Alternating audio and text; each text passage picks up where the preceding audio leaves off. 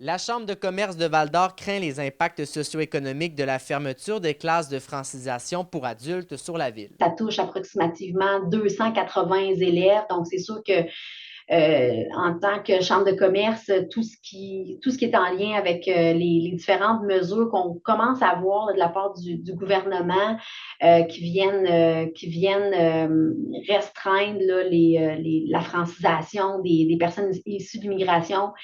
C'est vraiment problématique. C'est vraiment problématique pour la communauté d'affaires. Et comme il n'existe aucune autre alternative sur le territoire de la Vallée de l'Or pour permettre aux nouveaux arrivants d'apprendre le français, la crainte est d'autant plus élevée pour la Chambre de commerce.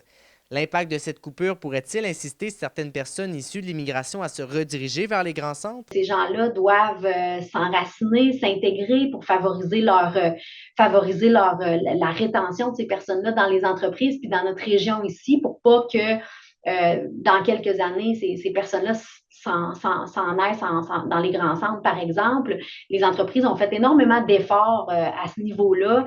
C'est vraiment pas facile. Puis un des facteurs de succès, ben, c'est la francisation. Si, ici, les gens parlent en français, les gens parlent en français dans nos entreprises, les gens parlent en français dans la vie de tous les jours, donc après leur travail, les week-ends, s'ils veulent inscrire leurs enfants dans des sports. Donc, on parle français. On a besoin de ces travailleurs-là, on a besoin qu'ils aient un certain niveau de français. Et en réaction, le Centre de services scolaires de l'Or-et-des-Bois a refusé de nous accorder une entrevue, se limitant à mentionner par voie de communiqué qu'il comprend la situation qui est complexe et difficile, notamment pour les enseignants et élèves touchés. Le gouvernement Legault n'a pas désiré non plus commenter le dossier pour l'instant et le député d'Abitibi-Est, Pierre Dufour, prendra part à une rencontre demain avec son collègue ministre de l'Immigration et de la Francisation, Jean-François Roberge, pour prendre pouls du dossier. Alexis Dumont, RNC Nouvelles, Val-d'Or.